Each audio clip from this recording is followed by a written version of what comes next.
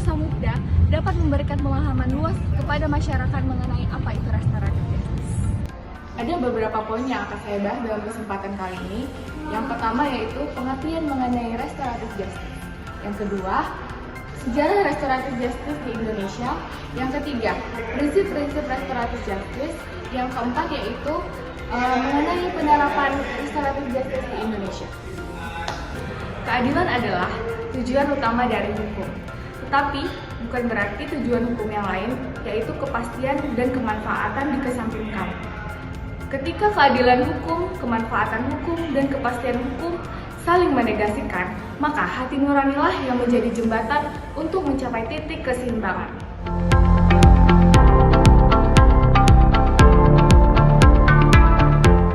Poin yang pertama, saya akan menjelaskan mengenai apa itu restoratif justice.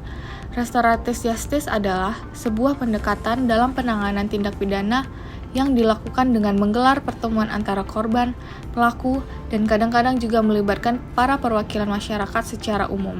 Tujuannya adalah untuk saling bermusyawarah mengenai tindak pidana yang dilakukan oleh pelaku dan kerugian yang dialami oleh korban, untuk kemudian dicari jalan tengah dengan menciptakan kondisi seperti sebelum terjadinya tindak pidana.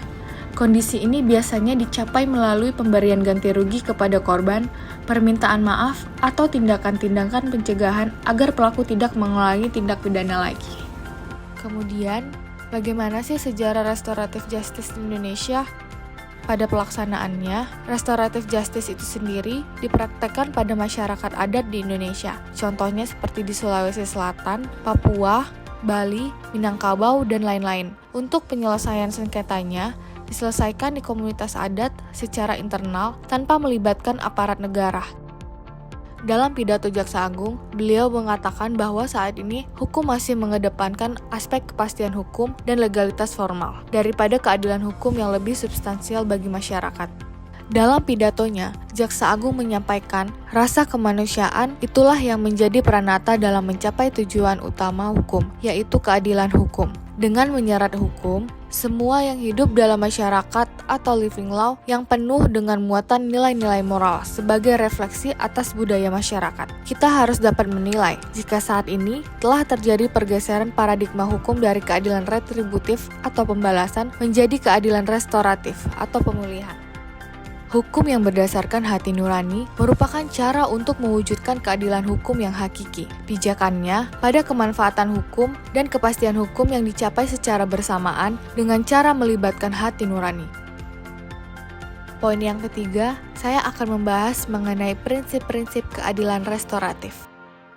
Yang pertama, crime is violation of relationship among victim, overt, and community. Penjelasannya, dalam keadilan restoratif, tindak pidana dilihat bukan sebagai pelanggaran terhadap negara, tetapi terhadap individu. Prinsip yang kedua yaitu, restoration involve the victim, the offender, and community member, yaitu melibatkan semua pihak yang terkena akibat dari tindak pidana untuk berpartisipasi mencari kesepakatan antara para pihak mengenai cara dan solusi terbaik untuk penyelesaian konflik.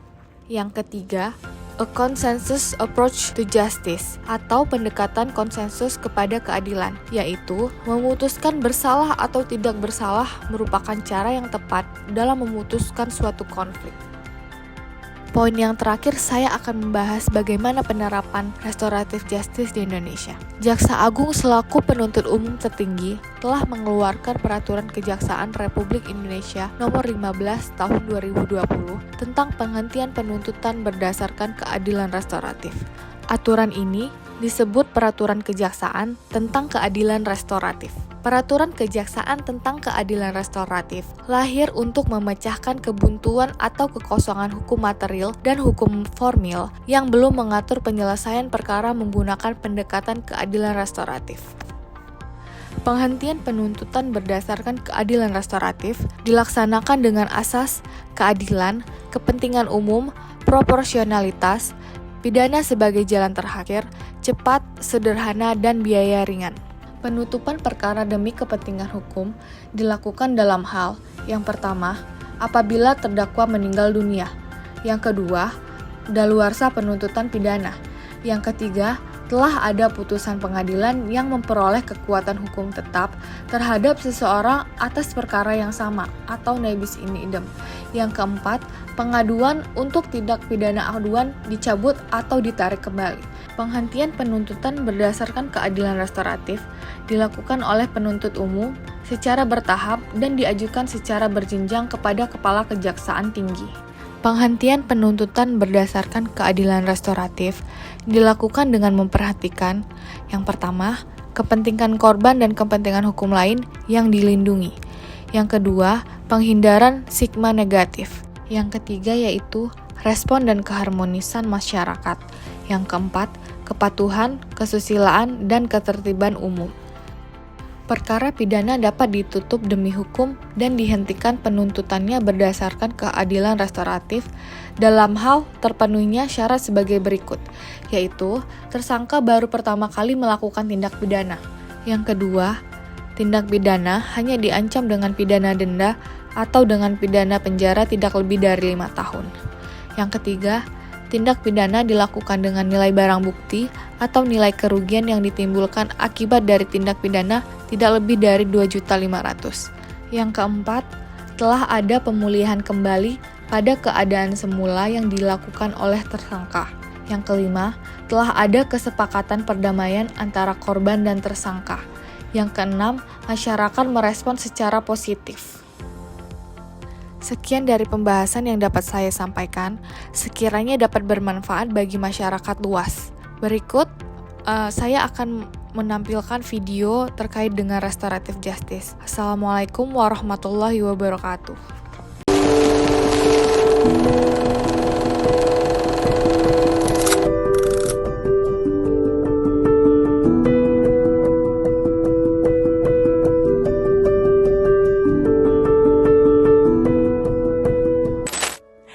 Aku masih menyayangimu, aku masih cinta padamu. Bila masih saja kita bertemu, semakin susah hati ini untuk melupakanmu.